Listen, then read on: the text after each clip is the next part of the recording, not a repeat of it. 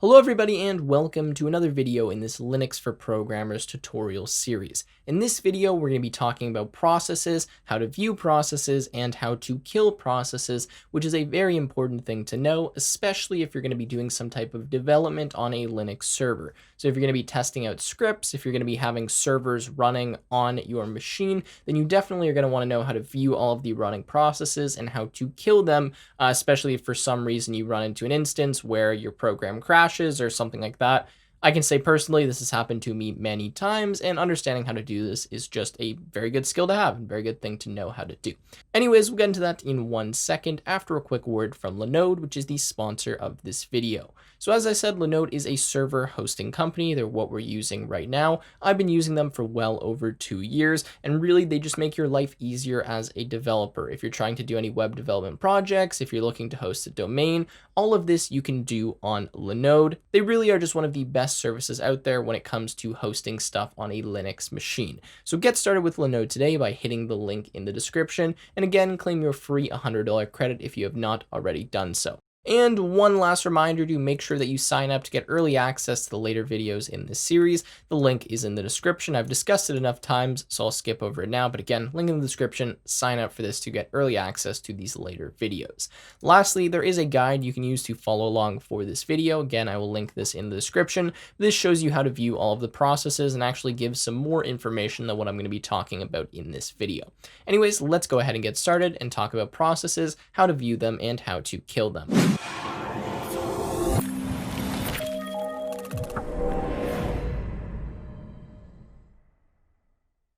So the first thing I'll show you how to do is view all of the running processes on the machine. To do this is really easy. There's a default built-in command in Linux called htop.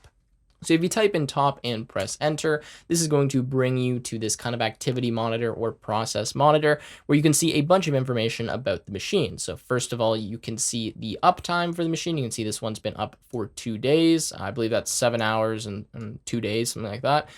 Then it shows us the amount of users that are logged into the machine, the load average, the number of tasks. Then it will show you the CPU percentage, the memory usage, and a bunch of other things as well. So to navigate through this, what you can do is use the arrow keys. So you can go down and up to look at all of the different processes.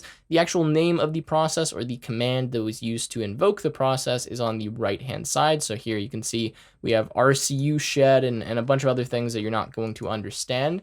Then we have the amount of time this process has been active for, its CPU usage, its memory usage, and the user who ran it. Now, what you should keep track of or keep note of for these processes is their process ID, so PID.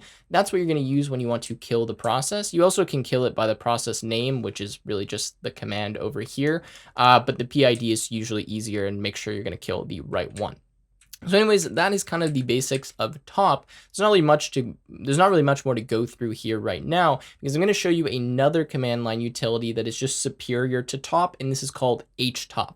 Now, htop is not installed by default on your Linux machine, so I'm going to show you how to install it. But to exit out of this, you're going to press Control-C on the keyboard. So that should bring you back to your command line. You can type clear to get rid of all of that. And now I'm going to show you how to install htop, which is another utility that does a very similar thing to what we just saw, but kind of has some nice and just better built-in commands. So, I mean, you can try and run htop, but you're going to see that you probably don't have it installed. I actually already installed it on my computer. And anyways, you can see it's color-coded. It's a little bit nicer. The command is better. You know, you have some nice little color codes up here for the memory and the processor and all of that.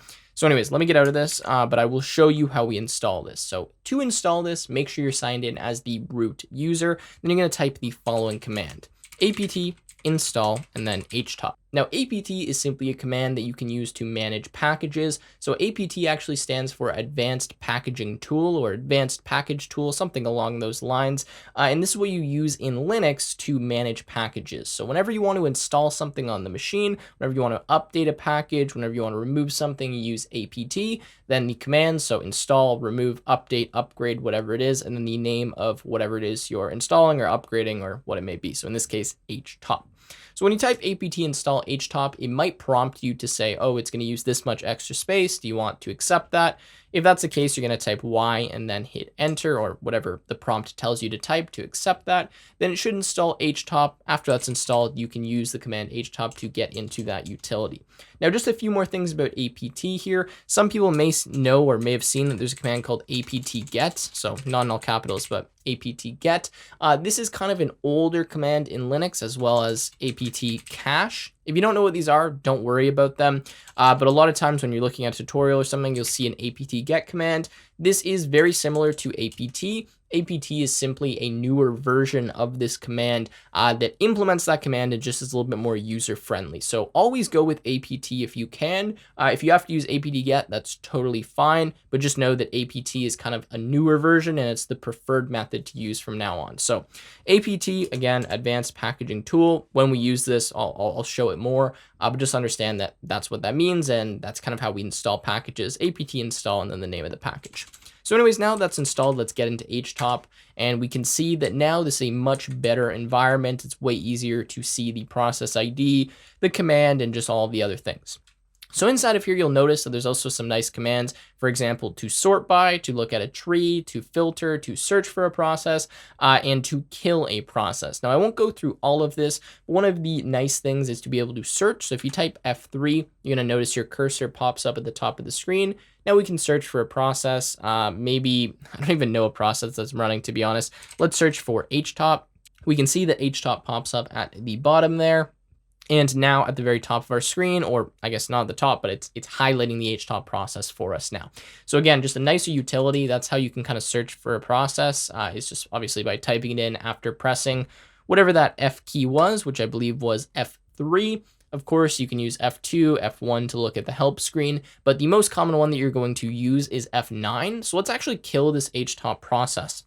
If I use F9 on my keyboard and I do this, you're going to notice that it pops up a bunch of commands here, and it says, okay, what signal do you want to send to this process? So when you kill a process in Linux, what you actually do is you send a signal to this process, and then this process interprets the signal and does something with it. So the process is not necessarily going to be killed immediately as soon as you send this signal to it. It will do some, cleanup operations or whatever it needs to do, and then it will end the process itself. So usually you just send this 15 code, which stands for sig term. You also could send sig kill, which is 9, but I'll show you that if I send sig term, so 15, notice it immediately closes my htop window because it stopped the htop process. So I'm not going to get too much more into the signals and the differences between them, but I just wanted you to know that that's kind of the flow on how you actually end a process. You send a signal to it, the process receives that signal, interprets it, and then will shut itself down based on what signal you send it. So we'll continue in 1 second, but I need to quickly thank AlgoExpert for sponsoring this video. AlgoExpert is the best platform to use when preparing for your software engineering coding interviews. And if you're someone who does not yet know algorithms and data structures, don't worry, because they have a data structures crash course on the platform. Get started with AlgoExpert today by clicking the link in the description and using the code TechWithTim for a discount on the platform. So that is the basic of htop. Most of the stuff you're going to do with processes will be done through htop. I will quickly show you how you can manually kill processes, not through this kind of nice GUI. So let's do that now. There is a command called killall, and there is also another command called kill. Now I'll show you both of these. So first of all, killall will simply take the name of a process afterwards. So say like htop if this was running, and then it will kill that process for you. Now, since I don't have any user run processes right now, it's difficult for me to kill any processes because there's nothing I can kill that's not going to interfere with the system. But if you did need to kill a process and you knew the name of it, you could say kill all and then the name of the process and it would kill it. Now, kill is the other command. Let's say the name is kind of complex or you don't know exactly what it is. If you can somehow find the process ID, which you can do through top and you can do through htop, you can kill it using the kill commands. You can say kill and then say process ID like 3, and it will kill that process for you. Now, again, the way this is going to work is it's going to send a signal to that process. The process will interpret that signal, and then it will shut itself down based on that. So that's kill and kill all. Pretty straightforward, but just wanted to quickly show them to you.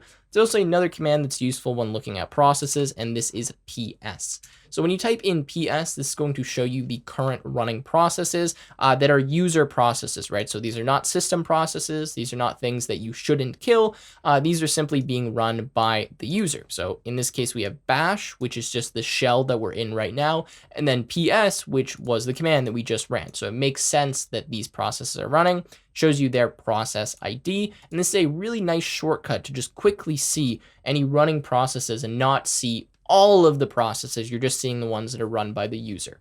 So sorry, I just need to clarify something here because I slightly misexplained what the ps command really does, at least by default. So ps, first of all, stands for process status. So it makes sense what it does here. And what ps will do by default is it will show you all of the commands or all of the processes that were run by the root user. So only the root user. Now there's some arguments that you can pass to ps. The first is A. Now what A stands for is it means show the processes for all of the users on the system, not just the root users. If you pass ps and then A, notice it's going to show me some more processes here, not all of which are run by the root user. Then what I'm going to do after this is we can also pass U. Now what U stands for is display the owner or the user associated with a process. So if I type ps AU, now notice it's showing me that the root user owns all of these processes. Now I believe the reason that it's showing us 4 here, where up here when we just type ps it only showed us 2, is because these other processes, so not these 2 here but these 2, are system processes, and they were not ones that were actually ran by our user, but they do belong to the root user. So hopefully that makes sense. I know it's kind of confusing, but these 2 processes here would have been ran by us. So for example, PSAU, which is what we're running right now, and then bash, which is just this console. Whereas the other 2, I believe, are owned by the root user, but they were not like directly ran by us, if that makes any sense.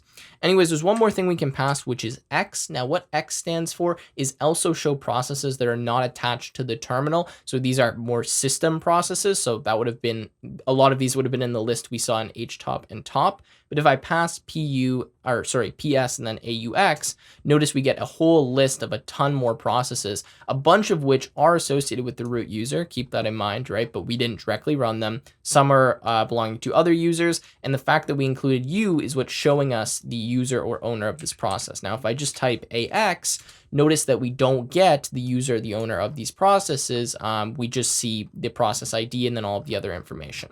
So that's how the ps command works. And with that, I actually think I'm going to conclude this video. So I hope you all enjoyed. If you did, make sure to leave a like, subscribe to the channel, and I will see you in another YouTube video.